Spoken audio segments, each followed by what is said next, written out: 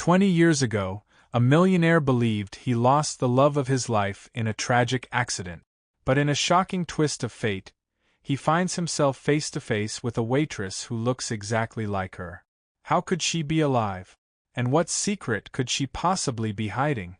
For the outside world, he was the epitome of success. A man who had risen from poverty to unimaginable wealth, celebrated for his business acumen and luxurious lifestyle. His life seemed like a fairy tale: private jets, exclusive parties, and homes that appeared in magazines. But behind the polished image lay a man haunted by an emptiness he couldn't escape.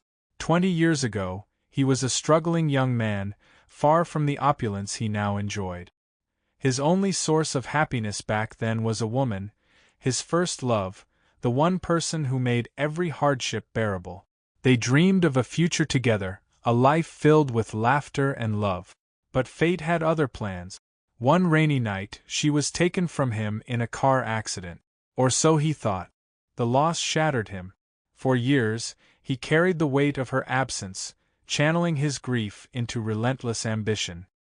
His success became his armor, shielding him from the pain he didn't want to face. Yet, no amount of money or power could fill the void she had left. Her memory lingered like a shadow, a constant reminder of what he had lost. Now, decades later, he found himself seated in an upscale restaurant, about to close a significant business deal. The ambience was impeccable: soft lighting, the faint sound of a piano in the background, and the hum of quiet conversations. It was a setting befitting a man of his stature. But as he flipped through the menu, he couldn't shake a strange feeling, a nagging sense that something was about to happen. And then it did. As the waitress approached his table, time seemed to slow. She moved with an air of quiet confidence, her face partially obscured by the dim light. He glanced up briefly, intending to place his order, but the moment their eyes met, his heart skipped a beat. He froze, the menu trembling slightly in his hands. Her features, those eyes, that smile, were impossibly familiar. Could it be? No, it wasn't possible. The woman he loved had been gone for 2 decades. He had grieved her, mourned her, and finally accepted that she was never coming back. And yet, here she was, or someone who looked exactly like her. He tried to dismiss the thought. Perhaps it was just a coincidence, a trick of the mind. But the more he observed her, the harder it became to convince himself. She looked older, of course, but her mannerisms, her voice, even the way she tilted her head, it was all too real, too precise. For a moment, he considered saying nothing, letting the moment pass. But the pull was too strong. His curiosity and his heart demanded answers. Could this waitress really be his long-lost love? And if so, how was she alive after all these years? His thoughts raced as she placed a glass of water on the table, her voice soft and professional as she greeted him. "Good evening, sir, are you ready to order?" For a moment, the world around him faded into silence. The soft murmurs of the restaurant, the gentle clinking of cutlery, and even the faint piano notes in the background all seemed to vanish. His focus narrowed entirely on her, the waitress standing before him. Her voice was polite and professional as she asked again, "Are you ready to order?" But he couldn't form a single word. He simply stared, his heart pounding in his chest. It was impossible, wasn't it? The woman he had loved and lost so many years ago couldn't be standing here now, alive and well, dressed in a simple uniform, holding a notepad. And yet, everything about her felt familiar: the slight tilt of her head, the softness in her voice, and the way her eyes seemed to carry an unspoken story. It was her, he was sure of it. But how? He managed to stammer out a response, barely coherent. I just need a few more minutes." His voice was shaky, betraying the storm of emotions surging through him. She nodded with a courteous smile and turned to walk away, giving him time to process what he had just seen. As she moved through the room, he couldn't take his eyes off her. Every step, every gesture, felt like a flashback to a life he thought was long gone. His mind raced with questions. If it truly was her, how could she be here? He had attended her funeral, wept over her loss, and spent years coming to terms with the pain. And yet, there she was, very much alive. He recalled every detail of that tragic night: the phone call, the accident, the empty casket at the funeral because her body was supposedly unrecoverable. Could it have all been a lie? And if so, why? Unable to contain himself, he signaled for her to come back. When she returned to his table, he struggled to compose himself. His hands were trembling, his breathing uneven, but he managed to ask, "What's your name?" The question seemed innocuous enough, but to him, it carried the weight of 2 decades of heartache and unanswered questions. She hesitated for a brief moment before responding, "Emma?" The name hit him like a lightning bolt. It was her name. His heart sank and soared at the same time, caught between disbelief and the desperate hope that this wasn't some cruel coincidence. "I'm sorry," he said, his voice unsteady. "But you remind me of someone I used to know. Someone very important to me." Emma's smile faltered for just a fraction of a second, and in that fleeting moment, he saw something, recognition, perhaps? Pain? It was enough to make him certain. This wasn't just a random resemblance. She knew exactly who he was. But instead of acknowledging it, she simply replied, "I hear that a lot. I guess I have one of those faces." Her words were dismissive, her tone controlled. But her eyes, those eyes he knew so well, betrayed her. A flicker of sadness, a trace of fear, and something else he couldn't quite place. It gripped his chest like a vice, feeding his growing certainty. It was her. Why was she pretending not to know him? And why was she here, living this unassuming life as a waitress, when she should have been living the life they had planned together? The tension in the air was almost unbearable. He wanted to press her for answers, to demand the truth, but he could sense that she was on edge. Pushing too hard might cause her to retreat entirely, and he couldn't risk losing her again, not when he had just found her. Instead, he decided to take a different approach. "I'm sorry for staring," he said, forcing a polite smile. "It's just, you remind me so much of someone I lost a long time ago." Emma's expression softened slightly, but she didn't respond. She simply nodded and stepped away to attend to another table, leaving him to grapple with his emotions. As he watched her move through the room, he couldn't shake the feeling that there was more to her story. She wasn't just someone who resembled his lost love, she was her. He was sure of it, but if that was true, why hadn't she told him? What could have possibly happened all those years ago to make her fake her death and disappear from his life? The questions swirled in his mind, each one more urgent than the last. He knew he had to confront her, to get the answers he had been denied for so long. But how could he do it without scaring her away? The rest of the dinner passed in a haze. He barely touched his food, his appetite replaced by an overwhelming sense of anticipation and dread. Each glance at her fueled his certainty. This was no coincidence. He had to know the truth. When she brought the check to his table, he seized the opportunity. "Emma," he said softly, his voice laced with emotion, "please, I need to talk to you." She froze for a moment, her hands gripping the checkbook tightly. When she finally looked at him, there was a flicker of something in her eyes, fear, guilt, and perhaps a hint of longing. But she quickly masked it with a professional smile. "I'm sorry, sir," she said. "I have other tables to attend to." And with that, she walked away, leaving him more determined than ever to uncover the truth. He wasn't going to let her slip away again. Not this time. He couldn't let the moment slip away. As she walked into the staff area for her break, he followed her, his heart pounding with equal parts desperation and determination. The door swung shut behind him, and they stood alone in the dimly lit corridor. For a moment, neither spoke.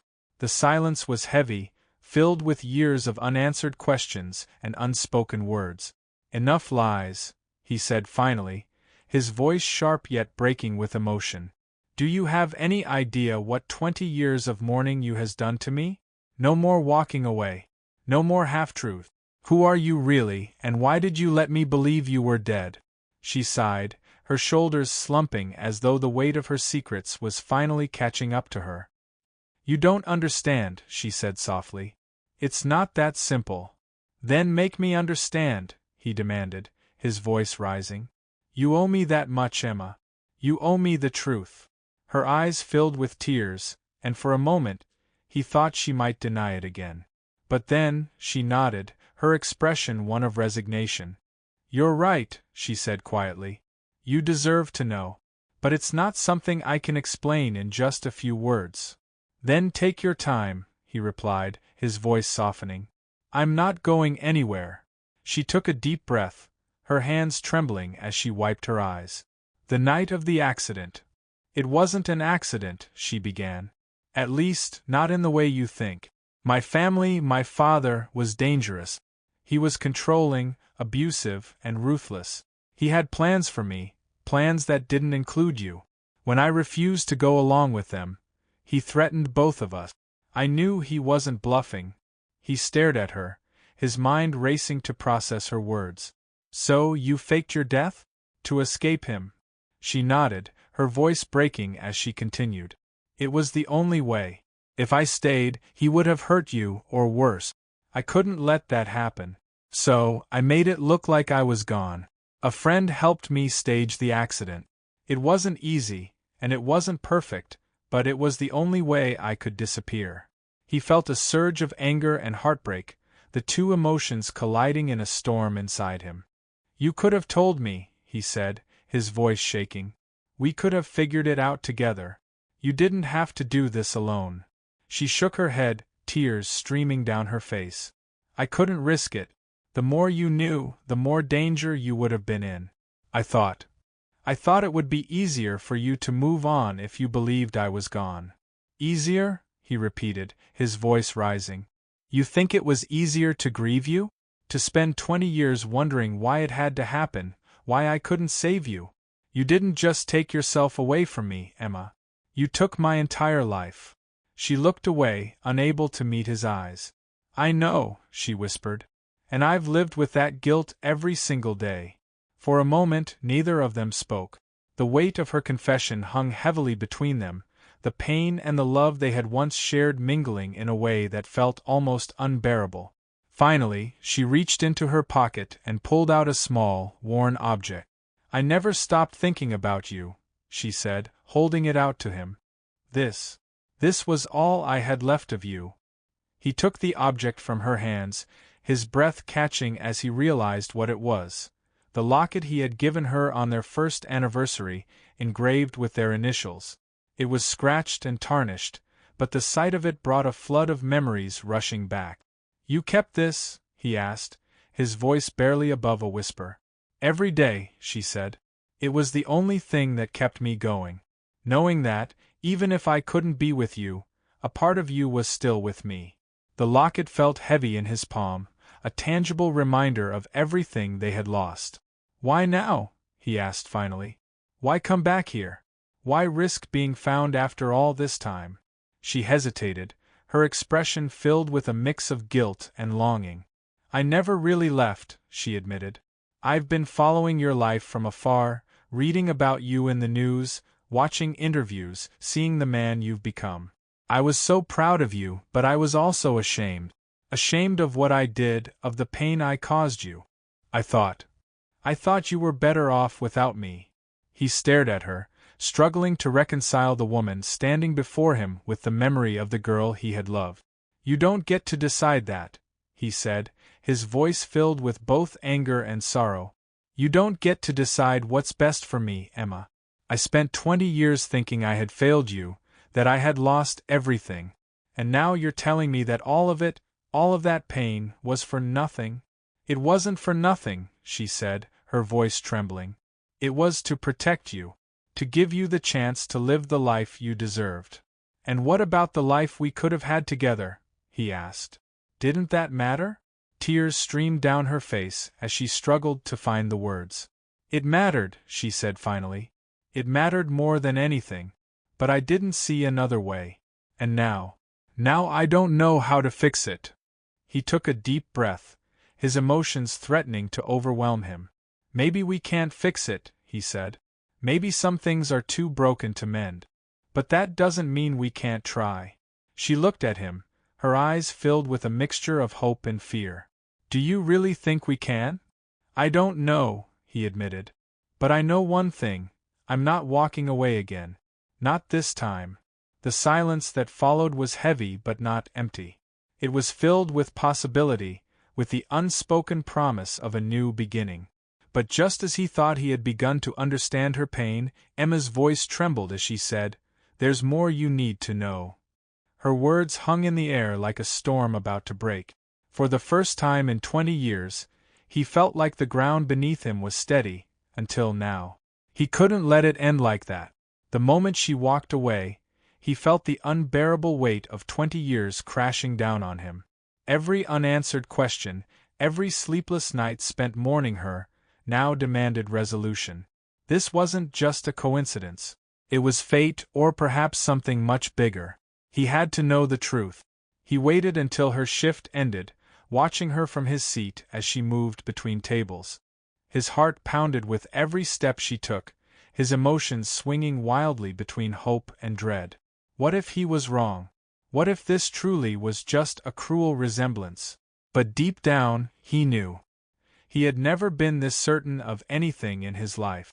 When the restaurant began to empty, he stood up and approached her as she collected her things near the kitchen. "Emma," he said, his voice soft but resolute. She turned, startled to see him standing there. Her eyes darted around, as if she were looking for an escape route. "Sir, I'm off duty now. If you need something, you can speak to another waiter," she replied, her tone polite but distant. He shook his head, his voice trembling as he spoke. "No. I don't need another waiter. I need you. Please, just give me 5 minutes. I swear I'm not trying to make things difficult. I need to know the truth." Her expression changed. For a moment, he thought he saw tears welling up in her eyes, but she quickly blinked them away. "I don't know what you're talking about," she said firmly, but her voice cracked ever so slightly, betraying her emotions. "You do," he pressed, taking a step closer. "You know exactly what I'm talking about. You're her. You're the woman I loved, the woman I thought I lost forever. And if I'm wrong, then tell me. Look me in the eye and tell me I'm wrong." Emma opened her mouth as if to respond but said nothing. Her hands trembled as she clutched her bag, and for a moment, he thought she might simply walk away. But then, she sighed deeply, her shoulders slumping as though the weight of the world had finally caught up with her. "Not here," she whispered, her voice barely audible. "There's a park across the street. Meet me there in 10 minutes. His heart raced as he nodded, watching her walk away. He felt a strange mix of relief and anxiety. This was it, the moment he had been waiting for, the chance to finally get the answers he had been seeking for 2 decades. But what would she say? What could possibly explain the pain and confusion of the last 20 years? In the park, the night was cool and quiet. The streetlights cast long shadows across the path, and the faint sound of rustling leaves filled the air. He paced nervously, his mind racing with possibilities. When he finally saw her approaching, his breath caught in his throat. She looked hesitant, almost fragile, as though the weight of her secrets had taken their toll. They stood in silence for a moment, neither knowing quite how to begin. Finally, she broke the tension. "You were never supposed to see me again," she said, her voice filled with a sorrow that cut straight through him. "Why?" he asked, his voice cracking under the weight of the question. "Why did you leave? Why did you let me think you were dead? Do you have any idea what that did to me?" Her eyes filled with tears, and she looked away, unable to meet his gaze. "It wasn't supposed to be this way," she said. "I didn't want to hurt you. But I had no choice." He stepped closer, his voice rising in desperation. "No choice? You faked your death, Emma. You disappeared without a word, without an explanation. I deserve to know why." She took a deep breath, steadying herself before finally turning to face him. "I was in danger," she said, her voice trembling. "You wouldn't understand. I was trapped in a situation I couldn't escape. If I stayed, I would have put both of us at risk. I thought it would be easier for you to move on if you believed I was gone." Her words hit him like a punch to the gut. He staggered backward, struggling to process what she was saying. "What kind of danger?" he asked, his voice barely above a whisper. "It doesn't matter anymore," she replied. "What matters is that I did what I thought was best at the time. Maybe it was selfish, maybe it was wrong, but I didn't know what else to do." He shook his head, his emotions swinging wildly between anger and heartbreak. "You had no right to make that decision for me," he said. "You took everything from me, my future, my happiness, and for what? To protect me? From what, Emma? From who?" She hesitated, as if debating whether to tell him the full truth. Finally, she said, "From my family. You don't know what they're capable of. I had to get away, and the only way to do that was to disappear completely." He stared at her, his mind racing with questions. But before he could say anything more, she added, "There's more you need to know. But I don't think you're ready to hear it yet." "What more could there possibly be?" he demanded. "You've already turned my entire world upside down." She looked at him, her eyes filled with a mixture of guilt and sadness. "You'll understand soon enough," she said. "But not tonight." And with that, she turned and walked away, leaving him standing alone in the park, his heart heavier than ever before. He couldn't sleep that night. The words she had spoken echoed endlessly in his mind. "There's more you need to know. But I don't think you're ready to hear it yet." What more could there possibly be? She was alive, which in itself was already a revelation that upended his entire life. And now, she hinted at another secret, one that she wasn't ready to share. The weight of the unanswered questions was unbearable. The next morning, he returned to the restaurant. It wasn't about the food or the setting, he simply couldn't stay away. He needed closure, needed to hear the full truth, no matter how painful it might be. When she saw him walk through the doors, her face tightened, and for a brief moment, he thought she might turn and run. But she didn't. Instead, she walked over to his table, her notepad in hand, trying to maintain her composure. "I wasn't expecting to see you again so soon," she said softly, her voice betraying a mix of frustration and nervousness. "I wasn't expecting any of this," he replied. "But here we are. Emma, I can't just walk away from this. You can't drop a bomb like that and expect me to be okay with half-truth. I need to know everything. Please." She looked around, as if checking to see if anyone was watching, and then sat down across from him. It was clear that she was exhausted, emotionally drained by the weight of what she had been carrying for so long. Finally, she spoke. "You're right," she said. "You deserve to know everything. But this isn't the place. Can you meet me after my shift?" He nodded, his heart pounding. The hours felt like an eternity, but he waited, determined to finally get the answers he craved. When her shift ended, they walked to a nearby coffee shop, a quiet place where they could talk without interruptions. Once they were seated, she took a deep breath, as if steeling herself for what was about to come. "I didn't tell you everything last night," she began. "There's something else. Something I've kept hidden for a very long time." He leaned forward, his hands clasped tightly together. "What is it?" She hesitated, her eyes filling with tears. "I wasn't just protecting myself when I disappeared. I was protecting someone else too. Someone very important." He froze, his mind racing. "Someone else? What do you mean?" She took a deep breath, her voice trembling as she said the words that would change everything. "There's someone else you need to know about," she said, her voice trembling as she avoided his gaze. "He's a part of both of us. Your son. Our son." The world seemed to tilt around him. For a moment, he couldn't breathe, couldn't think. A son? Their son? The revelation hit him harder than anything else she had said. He stared at her, searching her face for any sign that this might be some cruel joke, but her eyes were filled with nothing but sincerity and pain. "Our son?" he repeated, his voice barely above a whisper. How is that possible? Why didn't you tell me?" I found out I was pregnant after I disappeared, she said, her voice cracking. I wanted to tell you, but I couldn't. It wasn't safe. My family would have used him to get to me, or worse, to get to you. I had to protect him, no matter what. He felt a surge of emotions, anger, heartbreak, joy, and confusion all at once. You made the decision for me, he said, his voice rising with anger and heartbreak.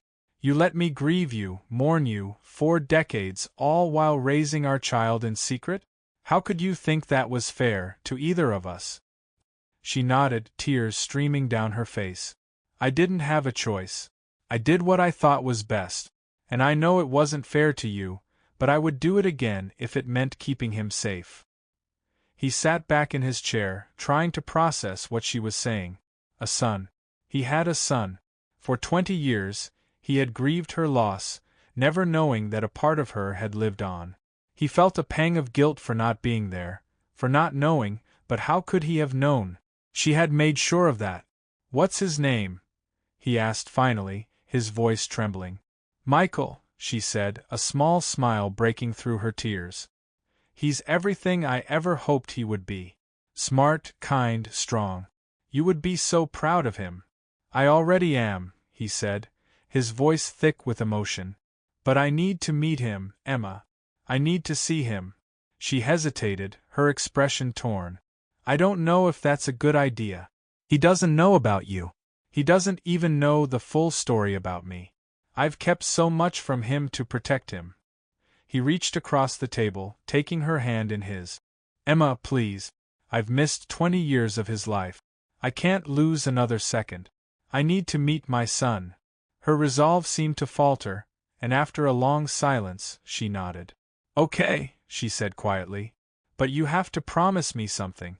Promise me that no matter what happens, you'll put him first. This isn't about us, it's about him. I promise, he said, his voice firm. I'll do whatever it takes.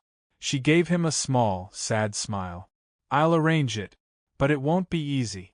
He's not the little boy I raised anymore. He's grown and he's been through a lot. But I think, deep down, he's always wanted to know you. The conversation ended with a mix of hope and uncertainty, but for the first time in 20 years, he felt like he was finally moving toward something real, something that mattered. Yet, questions lingered in his mind. How would Michael react? Would he accept him, or push him away? The fear of rejection loomed over him, but one thing was certain. He wasn't going to lose his son, not after everything they had been through. The weight of Emma's revelation about their son lingered in the air long after their conversation ended. He left the coffee shop feeling as though his entire world had shifted beneath him. A son. He had a son, flesh and blood, a piece of her and a part of him.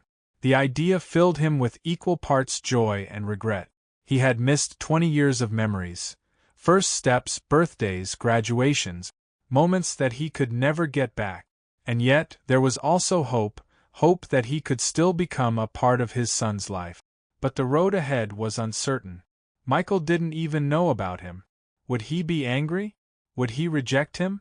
The thought terrified him, but he knew he couldn't back away now. He owed it to himself, to Emma, and most of all, to their son to try. The next day, Emma called him with an update. I told Michael I wanted him to meet someone, she said cautiously. I didn't tell him who you are. I thought it would be better to ease him into it. He felt a pang of disappointment but understood her reasoning. This wasn't just about him, it was about Michael, and the last thing he wanted was to overwhelm him. That's fine, he said. I'll wait as long as it takes, he said, his voice steady but his heart racing. I just want a chance to know him, to show him I'm here. They arranged to meet at a park near Emma's apartment, a place where Michael often went to play basketball with friends. The wait was excruciating. He arrived early, his heart racing with anticipation. Every passing minute felt like an eternity. When Emma finally arrived, walking beside a young man who could only be Michael, his breath caught in his throat. Michael was tall and broad-shouldered, with an air of quiet confidence that reminded him of his younger self. But it was his face that struck him the most, the same eyes, the same smile that he had fallen in love with all those years ago. It was like looking at a mirror of the past and the future all at once. "This is Michael," Emma said, her voice soft but steady. Michael extended a hand, offering a polite smile. "Nice to meet you," he said. His tone was friendly but cautious, as though he wasn't quite sure what to make of the situation. "It's nice to meet you too," he replied, struggling to keep his emotions in check. He wanted to hug him, to tell him everything, but he held back. This wasn't the time. He needed to earn Michael's trust first. The three of them sat on a bench, making small talk. Emma steered the conversation, keeping things light and casual. Michael talked about his college plans, his love for basketball, and his part-time job at a local bookstore. Every word he spoke made him feel both closer and farther away. He wanted so badly to tell him the truth, to explain who he really was, but he followed Emma's lead, knowing it wasn't the right moment. After an hour, Michael stood up. "I should get going," he said. "It was nice meeting you, though. Mom said you're an old friend of hers."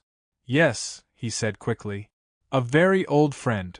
Michael nodded and gave a small wave before walking away. As soon as he was out of earshot, he turned to Emma, his frustration bubbling to the surface. "Why didn't you tell him?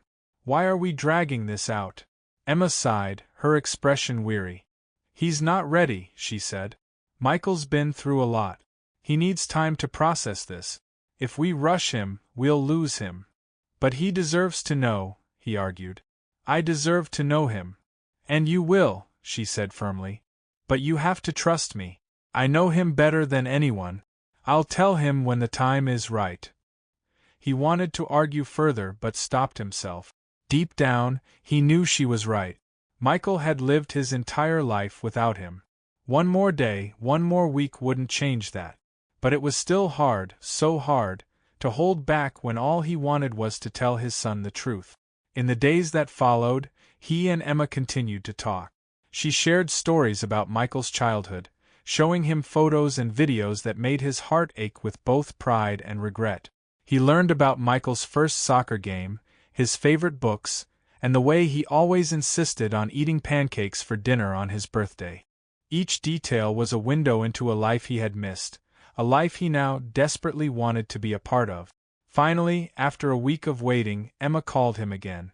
"I told him," she said simply. His heart stopped. "And he wants to meet you," she said, her voice tinged with both relief and nervousness.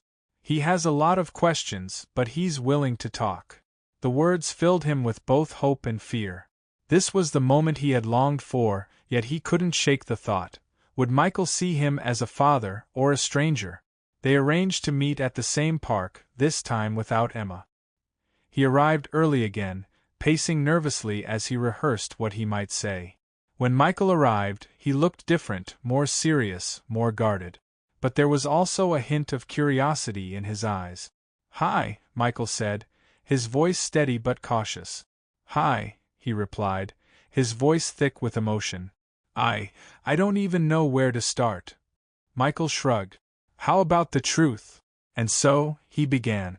He told Michael everything, about his love for Emma, about the pain of losing her, about the joy and heartbreak of discovering he had a son.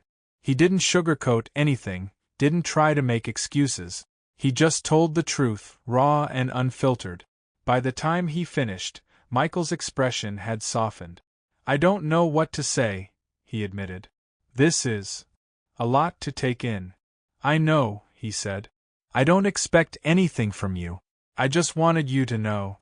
And I'd like to get to know you, if you'll let me." Michael was silent for a long moment before nodding. "Okay," he said quietly. "I think I'd like that too."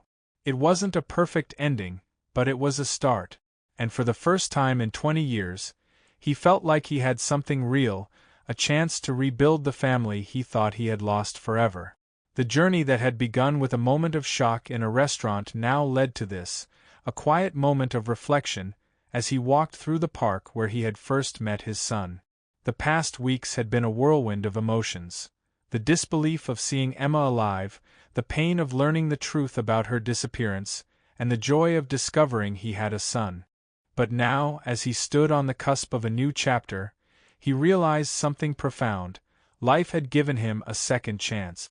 Michael had agreed to meet him again, this time for dinner at his apartment.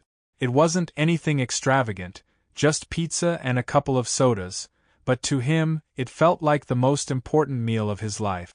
As they sat around the table, laughing and sharing stories, he saw glimpses of himself in Michael. The way he smiled, the determination in his eyes, the quiet way he listened before speaking.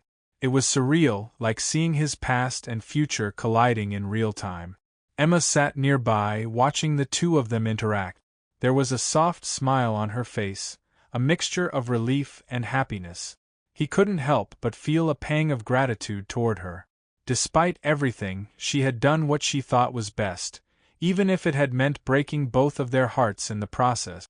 And now, she had given him the greatest gift of all, the chance to know his son.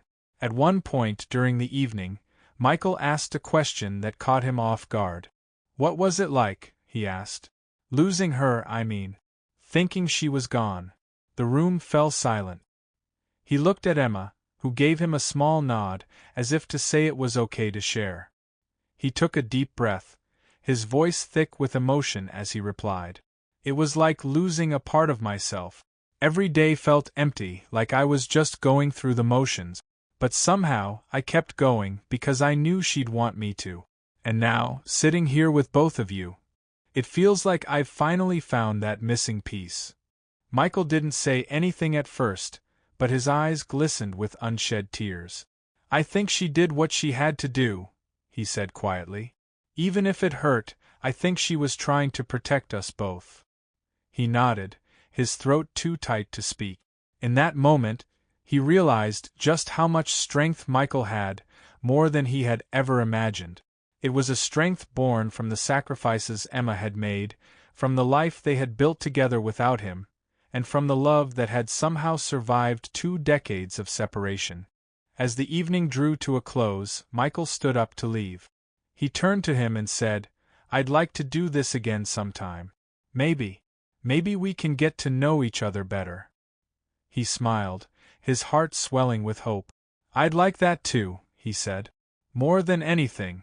After Michael left, he and Emma sat together in silence for a while, the weight of the evening settling over them. Finally she spoke.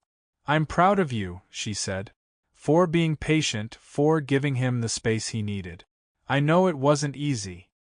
He nodded, a faint smile on his lips, but his thoughts lingered on the journey ahead.